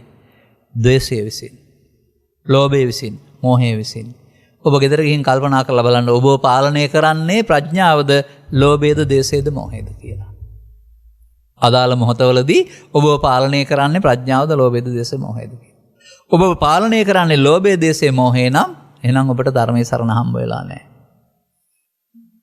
එමයි තේරුම් ගන්න ඕන. එහෙනම් ඒ ටික අයින් කරන්න ඕන. මෙන්න මේ ටික අයින් කරන්න තමයි මේ නිත්‍ය සහ අනිත්‍ය කියලා දෙකක් බුදුහාමුදුරුවෝ දේශනා කරලා තියෙන්නේ. පරිහාන ධම්ම, අපරිහාන ධම්ම කියලා දෙකක් දේශනා කරලා තියෙන්නේ. පමාව සහ නොපමාව කියලා දෙකක් දේශනා කරලා තියෙන්නේ. අයෝනිසෝ මනසිකාරය සහ යෝනිසෝ මනසිකාරය කියලා දෙකක් දේශනා. මේ දෙකෙන් පෙන්වන්නේ ඔය දෙපැත්ත. ඒ නිසා අපට අපි ගන්න ආකාරය තුළ චිත්තාභ්‍යන්තරයේ කෙලෙසෙන සුළුයි, කෙලෙස් වඩන සුළුයි පෘථග්ජනයාගේ. ඒ නිසා තමයි ළමා කාලයට වඩා තරුණ කාලේ දුක් වැඩි, තරුණ කාලයට වඩා මැදි වී දුක් වැඩි, මැදි වීට වඩා මහලු වෙනකොට දුක් වැඩි. පෘථග්ජන භාවය තුළ. ඇයි චිත්ත අභ්‍යන්තරය එකතු කරගන්නා වූ සංඛ්‍යාව අයික්‍ය ඉහළ යනවා. ඒක පිළිබඳ ප්‍රසිද්ධ වදනක් තියෙනවා මගේ දේශනාවල. ඒ සංකෝ විසාකේ සතං ප්‍රියානි සතන්තේ සන්දුක්ඛානි. විසාකේනි ඇසෙන් කලින් නාසෙන් දිවෙන් කයෙන් ඇලෙන කරුණු 100ක් හදාගත්තොත් ඔහුට දුක් 100ක් තියෙනවා. එත ජීවිතයේද දුක්, ඇලෙන කරුණු දුක් කියලා කල්පනා කරලා බලන්න. හොඳයි, ජීවිතේත් ඉතුරු වෙනවා, ලෝක සිද්ධි සිදු වෙනවා. මේ ඇලෙන කරුණු බිඳුවට බැස්සොත් මොකද වෙන්නේ? විසාකාවෙනි ඇලෙන කරුණු එකක්වත් නැති විට ජීවිතයේ දුක් එකක්වත් නැත. පේනවාද බුදු සමයෙන් දුක නැති වූ තැන? මේ ඔබ විසින් තේරුම් අරගෙන ඔබ අතින් සිදු ප්‍රමාදය හදන්න ඕන. එතකොට මේ ප්‍රමාදයට කියනවා පංචස්කන්ධයේ ආත්මය. පංචස්කන්ධය ආත්ම කොට ගත්තා. පව ඔස්සේ, පින ඔස්සේ, ධාන ඔස්සේ භවගාමීමින් සතර ඇවිදින්නම පාර හදයි. අන්න ඒකයි තේරුම් ගන්න ඕන. අනතුරුව තේරුම් ගත්ත පුද්ගලයාට මම දකිනවා මෙන්න මෙහෙම දෙයක්. ඔබ කීවට මේ ක්‍රමික ප්‍රතිපදාවක් තුළ සිල් රැකලා ධර්මයේ වටහාගෙන ඉස්සරහට යන්න ඕනයි කියලා ඒක ඔබේ අදහසක් විතරයි. ඒක ඉතිහාසයට යොදලා බලන්න. මං අතා තුනක් අරන් පෙන්නලා තිනවා පහුගිය දවස්වල. අංගුලිමාල කියන පුද්ගලයා ඇත්තනම් කරපු වැඩේ මිනිහ 1000 ගාණක් මරලා නෙවෙන්නේ මිනිසුන්. ඊට පස්සේ ඒ දක්වා සිල් රැකලාද තියන්නේ අර. නමුත් ඔහුට ඒ කරපු වැරද්ද තේරුණා. මම නතර වෙලා නොබදුවනෝ. ඒ කතා කරන්නේ පාගමනින් දිවීම නෙවෙයිනේ. තථාගතයන් වහන්සේ ලෝභයෙන් ද්වේෂයෙන් මොහෙන් නතර වෙලා. මෙයා ලෝභ දේශ මොස්සේ අඩියෙන් අඩිය දුවනවා. එයත් නතර වෙන්න ඕන. එහෙනම් ඒක තේරුණ ගමන් ඔහුට වෙනස් වෙන්න පුළුවන් වුණා නේද? ආලාර කාලාම ගැන සඳහන් වුණාට ඊට පස්සේ හිටපු ධානලාභීන්ට බුදුන් වහන්සේ හමු වෙලා තේරුම් අරගෙන තමන්ගේ ධානය අනිදුක්ඛ අනාත් වශයෙන් බලලා එන්න පුළුවන් වුණා. හොරු 500 කණ්ඩායමට හොරකම් කර වෙනත් ධර්මයක් තියෙන බවයි. ඒකක්වත් නෙවෙයි දුකින් මිදෙන ධර්මයේ තවත් ධර්මයක් තියෙන බවයි. ඒ ඕන කෙනෙකුට ගන්න තහනමකුත් නැහැ. ඔක තමයි වෙනස මම දකින්නේ. බුදු සමයේ වෙනස ඕනෑම පුද්ගලයෙක් Taman නොමගකින් හිටියා වුණාට උට ප්‍රඥාව තියෙනවා නම් තේරුම් ගන්න. ඔය නොමග යාම තියෙන ආත්ම දෘෂ්ටිය තුළ අනාත්ම දර්ශනය කියන එක තේරුම් ගන්න පුළුවන් වෙනකොට ඔහුට හිත හදන්න පුළුවන් වෙනවා. දැන් ඔහු ආපහු යන්නේක් බවට පත් වෙනවා. එහෙම සමාජය හිතන්නේ නැහැ. සමාජය හිතන්නේ පව වැරදි පින ලෝකෝත්තරයි හරි කියලා. ඊට හැමක් නැහැ කියලා. නෑ. ඒ නිසා සමාජයේ චින්තනය කිසියම් ආකාරයක වඳ බහැපු චින්තනයක් බවට පත් වෙලා තියෙන්නේ. ඔබ දන්නවද ඔය කෙසෙල් ගස් එහෙම වඳ බැස්සහම මොකද වෙන්නේ? ආයෙ කවදාවත් පීදෙන්නේ නැහනේ. වඳ බහිනවා කියන එකේ තේරුම මේක නේද? එහෙනම් මේ බුදු සසුනේ මාර්ගඵල නැත්නම් මේ ශාසනේ වඳ බහැලා. මට කියන්න තියෙන්නේ. ඒකේ පීදෙන්නේ නැහැ. කොතරම් ගස් තිබුණත් ලෝකෝට හැදුනත් ඒවා පීදෙන්නේ නැහැ. බෑ බුදු සසුන වඳ බහින්න බෑ. තථාගතයන් වහන්සේ වදාළ ධර්මයේ සත්‍ය නම් ඒ ත්‍රිපිටක තුළ පාලියෙන් තියෙනවා සත්‍ය නම් සිංහලට පරිවර්තනය යම් දොස් තිබුණත් අපට හදාගන්න පුළුවන් නම් හදාගෙන අනුගමනය කරන්න පුළුවන් නම් එහෙනම් ප්‍රතිඵල ලැබෙනවා. ප්‍රතිඵල ලැබෙන ශාසනයක් තුළ තමයි මිනිස් වර්ගයා මීට වඩා මානසික වෙන්නේ. මීට වඩා දයාවන්ත වෙන්නේ. මීට වඩා පරිසරහිතකාමී වෙන්නේ. මීට වඩා ඔය නීතියට හොරෙන් රජයට හොරෙන් මව්පියන්ට හොරෙන් කාට හරින් කරන හොරබරු වංචා අතහරින්න සිද්ධ වෙන්නේ. එහෙමනේ අද. සාමාන්‍යයෙන් මෙහෙමත් උදාහරණයක් කිව්වම තේරෙවි සමහර විට. වරදක් කරන්න ඕන පුද්ගලයා කල් තියා වරද අල්ලන්න එන පුද්ගලයාට අල්ලස් දීලා එන්න එපා කියලා තමයි පටන් ගන්නෙ. අපේ රටේ අද. එහෙමයි අපේ රටේ මොකක් කරන්නේ. ඒ නිසා එහෙම බෑ. ආදරේ නම් රටට ජාතියට ආගමට ආදරය කරන්න ඕනේ. Taman තනියෙන් කුට්ටියක් කඩා ගන්න වංචා කරන්න බෑ කාටවත්. ඒ මිනිසා ධර්මයෙන් ඈත් වෙන තරමට මේ වගේ දේවල් ප්‍රසිද්ධියේ කරනවා. වෙනත් නීත්‍යානුකූලව අල්ලන්න බැරි උපක්‍රම කරමින්. ඒ නිසා අපට බුදු සමය උගන්වන්නේ අවංක පුද්ගලයෙක් වෙන්න කියලා. වංක භාවයක් හිතෙන් තියන අවංක බව පේනන එකක් නෙවෙයි. අනේ එතනදී මේ කරුණේ ගැඹුරට යනකොට මම පැහැදිලි කරපු ධර්මදේශනාවල සඳහන් වෙනවා. ඒක මෙතන පැහැදිලි කරන්න කාලය ගන්නේ නෑ මම. මේ මොහොතම මේ අපේ ඇසට කනට නාසයට මුණ ගැසෙන මොහොතම අනාගත ඵලයක් උපදින හේතුවක් තියන්නේ නැතුව ඉස්සරහට තියන්නේ නැතුව අල්ලලා දාන්න කියන වචන යටතේදී අපහැරෙන්න ආරින්න කියලා තියෙනවා. පස්සේ ගන්න තියන්නේ නැතුව මමත්වයේ මුල් කරගෙන ලෝභයෙන් මෝහයෙන් හිතා ප්‍රතික්‍රියා දක්වන අදහසක් හිරට තියන්නේ නැතුව අතහරින්න. එතකොට අතහරින්නේ මොනවද? ලෝභක්ඛය, දේශක්ඛය, මෝහක්ඛය. අනේකයි කියන්නේ මේ ලෝකෙ මුකුත් අතහරින්න බුදුහාමුදුරුවෝ උගන්වන්නේ නැහැ කියලා. බාහිර වස්තු. අපි හිතන්නේ එහෙමයි. ඒ නිසා මේ කාරණා ටික නම් දුක් ගෙනත් දෙන්නේ මෙන්න මේ ටික සිතින් ඉවත් කරගන්න තමයි බුදුරජාණන් වහන්සේ පටිසෝතගාමී ප්‍රතිපදාවක් දේශනා කළේ. ආපහු යන්න කියලා වදාළේ. ඒක තමයි මම අර පෙන්නේ උපන්න කුසල් දුරු කිරීම නූපන්න කුසල් නූපදීම කියන කාරණාවේදී. නමුත් මේ සඳහා භාවිතා වෙන්න ඕන දෙයක් තියෙනවා. මේ සඳහා ඔබ දුක නැති වූ තැන හෝ මාර්ගය භාවිතා කරන්න ඕන. එහෙම නැත්නම් සංස්කාරයන්ගේ අනිදුක්ඛ අනාත්මය භාවිතා කරන්න ඕන. එහෙම නැත්නම් පටිච්චසමුප්පාද නිරෝධය භාවිතා කරන්න ඕන. එහෙම නැත්නම් ස්කන්ධ පහෙන් පහට හේතු ඉතුරු නොවි මැරෙන මරණ සතිය භාවිතා කරන්න ඕන. මේ කෝවෙන් භාවිතා කළත් කරන්නේ ධර්මය. තවත් තියෙනවා. අනේක තේරුම් ගත්ත පුද්ගලයාට අර ගාථාවේ පෙන්නන කෙනෙක් බවට පත් වෙන්න පුළුවන් මේ සමාජයේදීම. ඒ නිසා බුදුරජාණන් වහන්සේ වදාළ සංස්කාරයන්ගේ අනිදුක්ඛානාත්ම නම් වූ ධර්මයේ සරණින් චිත්තාභ්‍යන්තරයේ තියෙන ලෝභය, දේශය, මොහය ඉවත් කරගත්තාම ඔහු ළඟ ඉන්නවා නික්ලෙස් පුද්ගලයෙක්. ඔහු ළඟ ඉන්නවා ලෝකෙත් එක්ක ගැටෙන්නේ නැති පුද්ගලයෙක්. ඔහු ළඟ ඉන්නවා අනිත් අයට වෛර කරන්න, පරිගන්න හිතන්නේ නැති පුද්ගලයෙක්. එතකොට ඔහු ළඟ තියෙනවා කෙලෙස් දුර්ගන්ධේ නැති නික්ලේශී සුගන්ධය. අර මලේ සුවඳ වගේ කතා කරන එක නාහෙට දැනෙන සුවඳක් නෙවෙයි. නමුත් මේ නික්ලේශී උතුමන් තුළ පවතිනා වූ චිත්තාකර්ෂණීය ස්වභාවය, චිත්ත අභ්‍යන්තරේ ලෝභයෙන්, ද්වේෂයෙන්, මොහෙන් හිස් වෙන තරමට තියෙන දෙයක්. ඉතින් ඒක සමහර විට ඔබට තේරෙවි පුද්ගලයා වටා තිබෙනා වූ ඕරායක කියලාත් ඔබ කියයි සමහර විට. එහෙමයි සමාජය පාවිච්චි කරන්නේ ඔයාලට. මම දකිනවා ඔය මේ ගම් වලට ඇවිදින් ගවයින් අරන් යන මිනිස්සු හිටියා ඉස්සර හරක් මුදලාලිලා. ඔව් එතකොට ගව ඝාතනය සහ ගව මාස් අනුභව කරන අය. ඔවුන් ගමට එනකොට ඔවුන්ගේ ඕරායක දැනුණ නැති ගවයින්ට අපට දැනුන්නේ නැතුණා. එහෙනම් අල්ලා ගන්න බෑ දුවනවා. මොකද ගෙනියන්නේ මොකටද කියලා තේරෙනවනේ. අන්න ඒ වගේ සිත කෙලස් වෙනකොට ඒ තුල ඇතිවෙනා වූ එහෙම ඒ අදෘශ්‍යමාන පැත්තකුත් තියෙනවා. දැන් ඒ වගේ නිකලස් වෙනකොට එහෙමනම් ඒකේ කිසියම් ආකාරයක ආකර්ෂණීයකුත් තියෙනවා.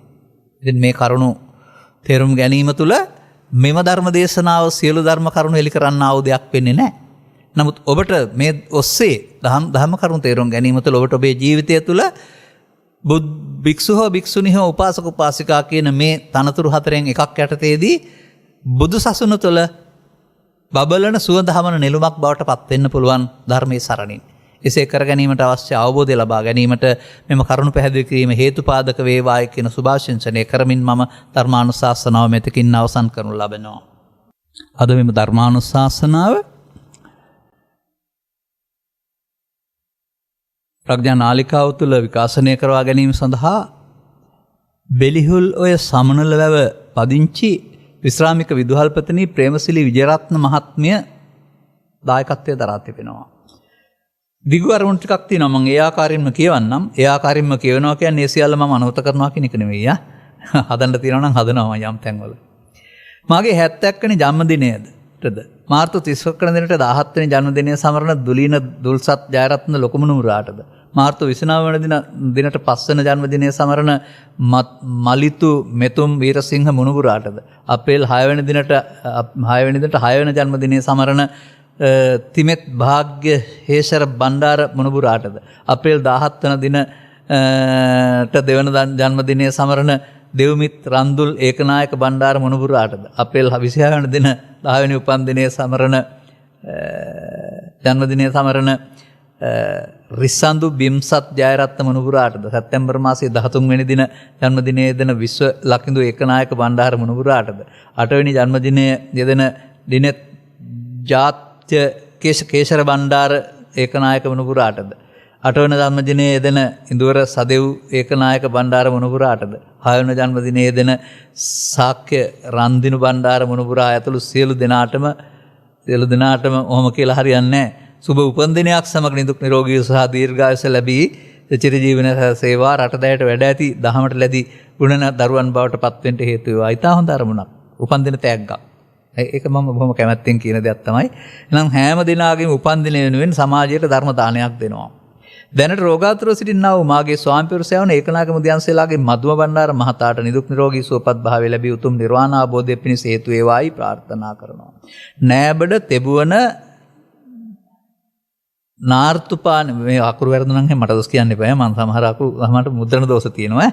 දන්නේ නැති වචන වල. නාර්තුපානේ විසු වසර 20කට පෙර පරලෝ සැපත්ගේ කරලයින් නෝනා මෑණියන්ටද වසර 9කට පෙර පරලෝ සැපත් KPDS විජයරත්න පියානන්ද බබා නෝනා සොයිසා ආච්චිද රත්මලානේ විසු KP මල්ලිකා පුංචි අම්මා එම බාප්පාද HP සිල්වා මහතාද පින්වත් අර්නස් සිල්වා අයියා රඹුක්කන ඩේවිඩ් ජයරත්න අයියා සුසිලා ගුණවති ජයරත්න අක්කා නාතුර්පානේ විසු සෝමපාල විරසිංහ අයියා සමනලවැව විසු ඒකනායක මුදියන්සේලාගේ සුදු බණ්ඩාර පියා නවරත්න මුදියන්සේලාගේ ඩිංගිරි මැණිකේ මෑණියන් ඕපනායක SM මදුම බණ්ඩාර අයියා හා මා නමින් පරලොසපත් වන්ට දෙනව ඥාති හිත මිත්‍රාදීටත් හොරණ මහවිදුහලේ ශිල්ප ශාස්ත්‍ර ලබා දුන්නා වූ රයිගම් හේවාගම්පත් පස්වෙදුන් තුන්කෝරළේ ප්‍රධාන සංඝනායක ශාස්ත්‍රවේදී ලබුගම විමලතිස්ස හිමියන් KP ආර්යරත්න මහරත්න මාගේ ගුරු පියාණන් හොරණ ලබුගම ජයසිංහ තඹවිට ගුරුමෑණියන් ඇතුළු පරලොසපත් වන්ට යෙදුනා වූ සියලු මව්පිය ගුරුවර දෙමව්පියන්ට ගෞරවයෙන් සිහිපත් කරන අතර අවශ්‍ය කෙනෙක් නැත්නම් මේ පින් අනුමෝදන් වී සුඛී සුවපත් භාවයට පත් වී ඉක්මන් භවයකදී උතුම් නිර්වාණ අවබෝධය ලබා ගනීවා යන්න ප්‍රාර්ථනයයි. සුජීවත්ව සිටින්නා උදාන බණ්ඩාර, ශ්‍යාමලී බණ්ඩාර, සිරාන්ෂිත් බණ්ඩාර, චමීර බණ්ඩාර, මధుසා ශ්‍රීමාලී බණ්ඩාර මාගේ දරුවන්ටත් බන්දෝ ජයරත්න, ලිතුලි මලින්ත වීරසිංහ, ධර්මා දර්ශනී, දිල්හානි තක්ෂිලා ඇතුළු සියලුම නෑදැහිත මිත්‍රාදීන්ටත් මාගින් අධ්‍යාපනය ලැබූ දරුදැරියන් ලක්වාසී ලෝවාසී සැමටත් නිදුක් නිරෝගී සුවපත් භාවය ලැබී චිර ජීවනයේ සැලසේවා. ගෞරවනීය දේශකයන් වහන්සේටත් මෙම පින් අනුමෝදන් වී ප්‍රාර්ථනා කරන්නා වූ බෝධියකින් උතුම් නිර්වාණ බෝධිය පිණිස හේතු වාසනා වේවායි ප්‍රාර්ථනා කරනු ලබනවා. ධර්මදේශනාව කරවා ගැනීමෙන් විකාශනය කිරීමෙන් ධර්ම ශ්‍රවණයෙන් අනතුරුව දහම් පඬු පූජා කිරීමෙන් ජනිත කරගත්තා වූ ආනිසංසයන් මත පිහිටා පළමුව පරලෝසපත් ඥාති වර්ගයා ගෞරවයෙන් සිහිපත් කරන්න උන් අතර යමෙක් පිනින් යැපෙන්නේ නම් ඒ හැමදෙනා පින් අනුමෝදන් කරන ජීවිතය සුඛේපත් සත් කර ගනිත්වා මතු උපදිනා භවයකදී මිනිසත් බව ලබා බුද්ධ ආදී මහෝත්තම කල්යාණ මිත්‍ර සේවනයේ ලැබ ත්‍රිලක්ෂණ වෙන දහම් කරනෝ ගැඹුර වටහාගෙන අනුගමනය කිරීම තුළින් නිවන සැනසෙන මං පෙත් විවර කරගන්නට පරලෝසපත් හැමට මේ පුණ්‍යානුමෝදනාව හේතු වේවායි ප්‍රාර්ථනා කරන්න.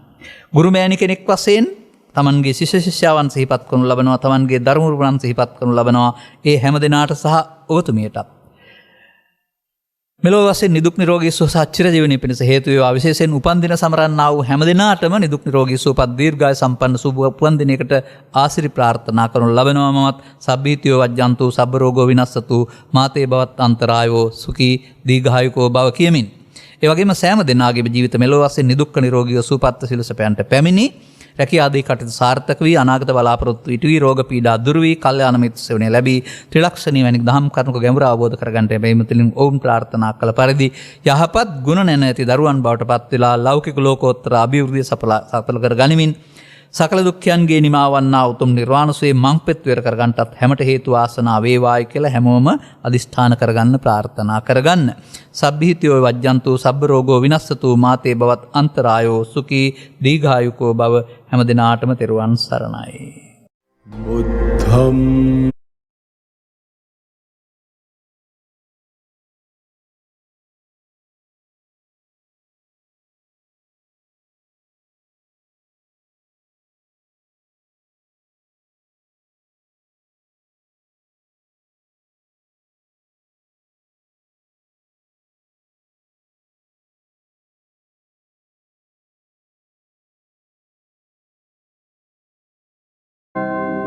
මෝහක්ඛයෝ නිබ්බානං